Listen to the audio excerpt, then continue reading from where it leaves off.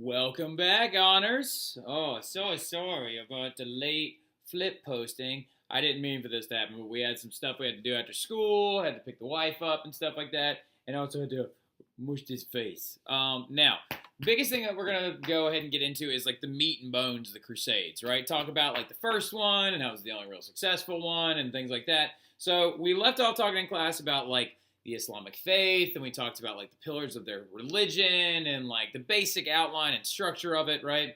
We also talked about some similarities between the Abrahamic faiths.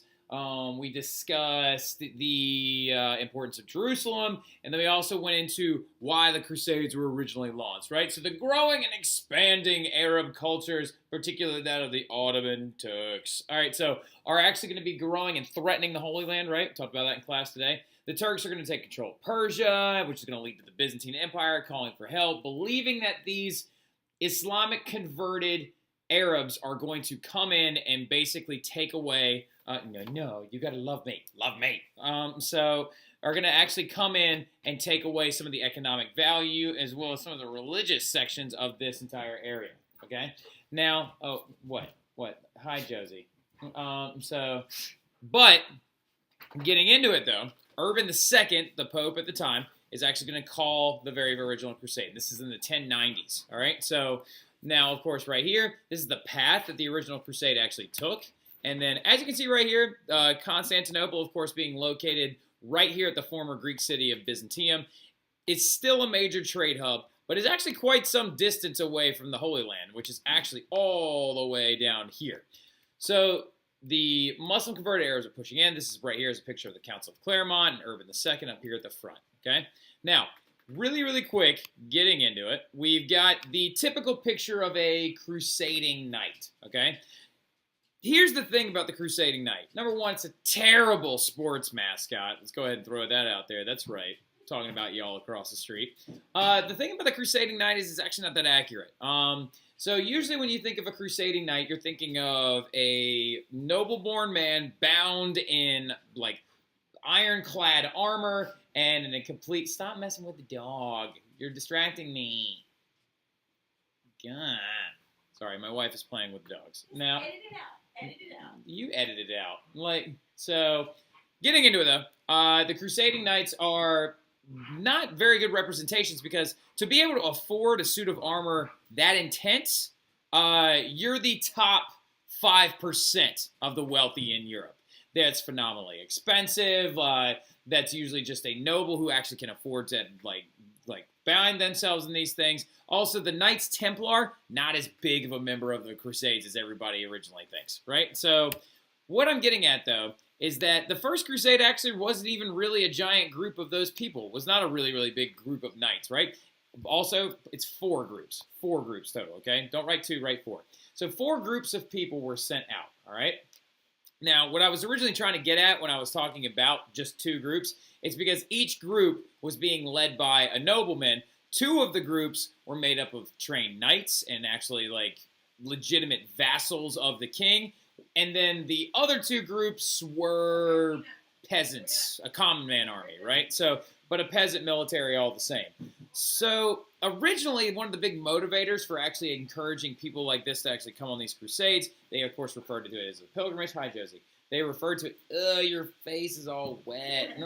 So they referred to it originally as a pilgrimage, okay?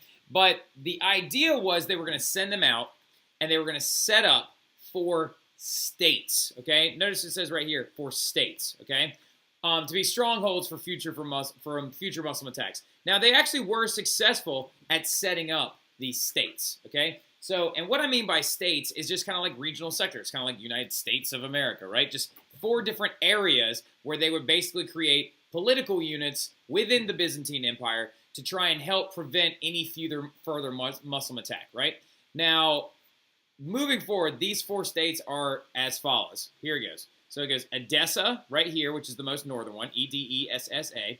Antioch, which was established in 1098, or 1098, Antioch. There was another one right here that actually this map skips over for some reason, which is Tripoli, Tripoli, right? And as you can see, the Muslims are actually coming in and like pushing people out. And then Jerusalem, which was established in 1099. Okay, so these states actually were successfully established, and this right here is the only crusade the Christians ever actually were very, very effective in. But going into it, as the Crusaders established these forts and as they moved down, there were several different accounts of the two groups of the poor actually committing some pretty bad atrocities and massacring some Muslims and Jews along the way, which was not what the church ever really intended, right? The church, when they originally called this crusade, they actually called it a pilgrimage, hoping that if any violence were to happen, those other parties would actually... Hi, Josie. You want to come up too? Those other parties would actually attack them, and leading to some other battles later on, right? So, like I said, Pope Urban never actually intended for these things to happen, but it has left a very, very grimacing mark on history when it comes to the Crusades themselves. Now, these actions by those groups are actually going to destroy the relationship between the Christians and other Islamic countries. Even to this day, we are still feeling some of the ripple effects of this original crusade from the 1090s due to the fact that it is oftentimes when people of predominantly Muslim countries refer to American involvement or American or even European involvement in their countries as a crusade. A lot of people were like, especially the inhabitants of those countries is usually what they refer to it as. Now, going forward, though, then things are going to get a little out of control, right? So later on, there's going to be a second crusade, all right? Now, in the second crusade, which actually took place in the 1140s, which is give or take about 50 years later, right? Muslims are actually going to take control of one of these states. Now, the huge thing is actually the state of which they take control of, right? Because here's the thing. In this map right here, you can see the bordering area where these right here, of course, Jerusalem, Tripoli, Antioch, and Edessa, right? Well, the Muslims take control of the Edessa state, which territorially speaking is a very huge disadvantage for the Crusading Christians because it is the northernmost state. You take control of that, all you have to do is basically just keep crunching in, because here's the other kicker. Down here in North Africa and Egypt, heavily a large Muslim area. Actually made up of the Fatimids is what they're called. So the Muslims are going to take control of that, which is going to call for a second crusade, which turned out to be an absolutely massive failure and a catastrophic loss for many of the Crusaders. So going forward, though, this is then going to keep spiraling out of control. And as you can see, things just went from bad to worse, right? And in the third crusade, even further into time, this is going to be fought chiefly between two very important, huge figures.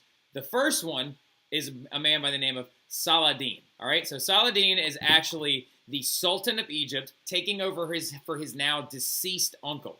So let's talk really quick underneath the Third Crusade, put purpose really quick, or the reason why it was fought. Now, the Third Crusade was actually fought due to the fact that the state of Jerusalem, right, the Christian state of Jerusalem from the Crusades, decided that they were going to try and invade Fatimid Egypt to try and basically break the back of the Muslim empire's economy, right? So by taking out the North African trade routes, they believed that they probably had the ability to devastate the economy and also use that as a break between their empire structure and then push them further out. Well, what's going to end up happening is Saladin's going to take control after he's actually killed, his uncle is killed in battle, and he actually is an amazing general, attacks Jerusalem, and pushes the Christians completely out of Egypt. Crusading Knights were sent to defend Jerusalem yet again, right? And also to destroy Egypt. However, the invasion is going to fail, right? Due to the fact that not due to the fact that they didn't fail because of this man, but this man is a very, very famous Christian figure that actually was the man who fought against Saladin in the Third Crusade. A lot of people think he actually looks like this. In your mind, he looks like this. But of course, his name is Richard the Lionheart, a.k.a. Richard the First, right? So many nobles answered the call of the crusade, but none of them were as strong as Richard the First, also known as Richard the Lionheart.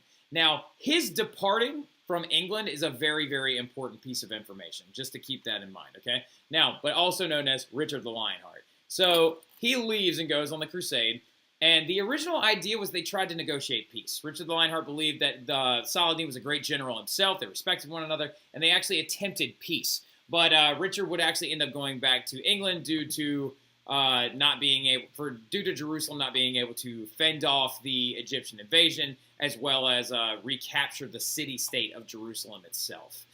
So the city finally is going to end up falling into the hands of the Islamic community.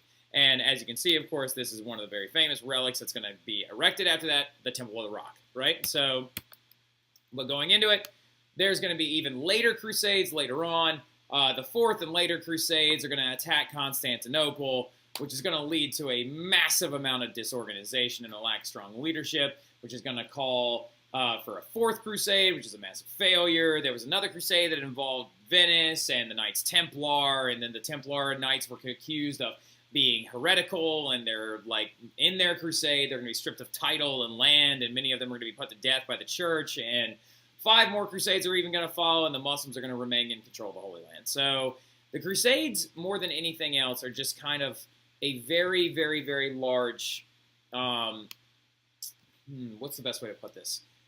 Not a testament to disorganization, but kind of a beacon of the unorganized nature of military states in Europe at this time, right? So due to the fact that there was no such thing as a professional army, there was no such thing as the Catholic military, right?